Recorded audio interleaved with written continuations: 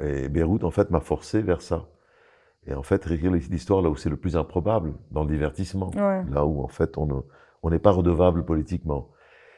Et c'est très intéressant, je m'en suis rendu compte au bout du deuxième, troisième, quatrième projet que ça me donnait une liberté incroyable. Ben, j'avais pas le poids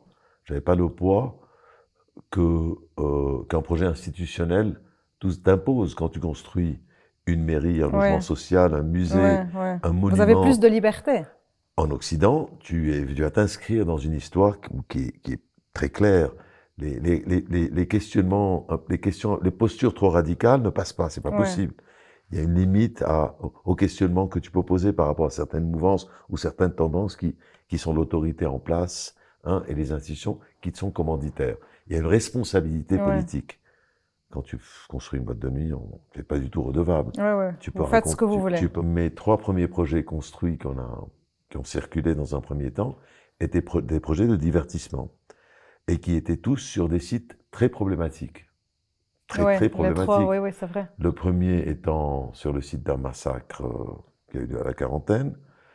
La Quarantaine qui est un lieu extrêmement complexe et Ouais. compliqué, son histoire, et jusqu'à aujourd'hui, tu regardes la carte de Beyrouth, tu survoles Beyrouth, tu vois un trou sur le littoral au nord de la ville, il y a un trou noir, Ouais. et où le tissu, en fait la ville a bypass, on dit en anglais, a contourné en fait la Quarantaine dans son expansion vers le nord.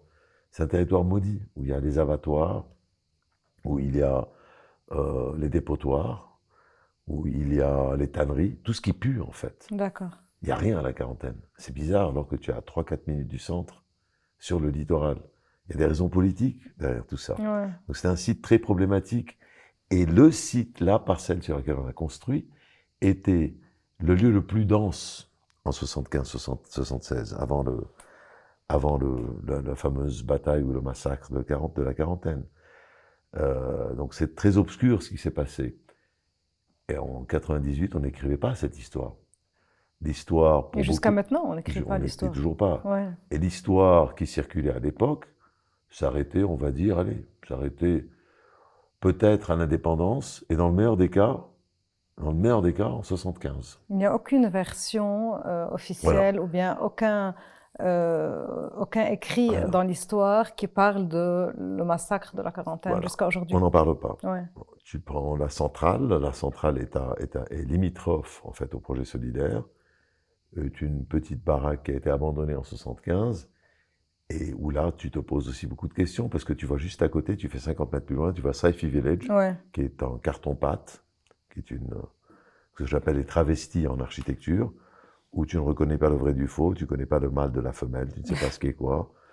Euh, et, euh, et donc il y a un rapport avec l'histoire qui est dangereux, qui est simplificateur, tu vois. Et donc la centrale était justement euh, aussi un travail sur l'agression qu'on faisait à Hmm. cette ruine, et sa reconversion, et le fait qu'on l'avait totalement évidé. Donc là aussi, il y avait un travail très, très sérieux sur sa situation, son rapport avec ce qui se faisait, et le projet de Et c'est reconstruction de en là que face. vous vous inspirez pour, par exemple, faire le toit ouvrant et toutes ces idées qu'on ne trouve que dans Ben oui, vos designs. il y a une narrative très claire on va parler d'abord du premier chapitre de ma carrière qui était dans le divertissement Ouais. et dans des bâtiments temporaires. J'ai été souvent prisonnier de ça par la suite parce que quand tu fais quelque chose qui marche très bien, on veut plus que tu fasses autre chose. Ouais. On te, on te, Tout le on temps, te, ouais. on te, on te, on te, on On te te classe, tu vois, convoite on te, pour. voilà. Et donc, il y va de même pour les médias étrangers. C'est-à-dire que moi, j'ai pas été reconnu ici, hein.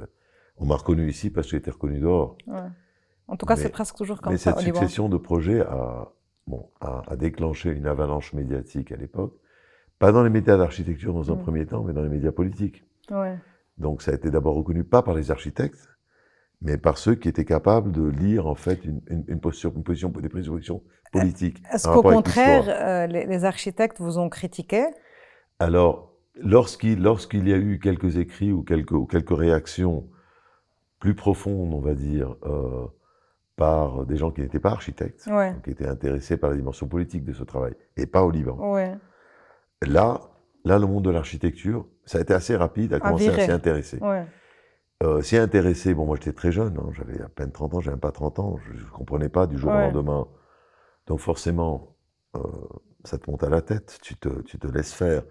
Et donc tu t'inscris, en fait, tu acceptes. Et par la suite, donc, tout ce que j'ai fait dans le divertissement, donc ces 3 projets, s'inscrivaient dans cette histoire euh, totalement à contresens par rapport à Beyrouth, euh, et inattendue, mais qui en même temps était, avec recul maintenant je dis, pouvait être récupérable parce qu'elle était très juteuse. Elle Ouais. était très juteuse, c'est-à-dire qu'elle avait beaucoup de violence.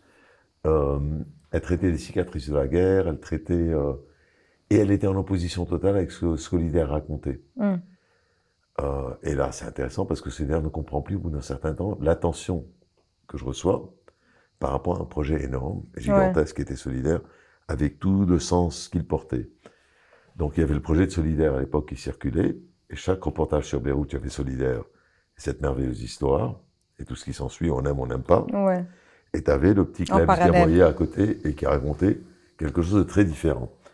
Et donc bon, j'ai surfé cette vague pendant longtemps, et puis je crois qu'après le projet Abani, j'ai dit ça suffit. J'ai commencé à comprendre en fait que ça véhiculait là aussi une histoire très juteuse, qui pouvait circuler très facilement,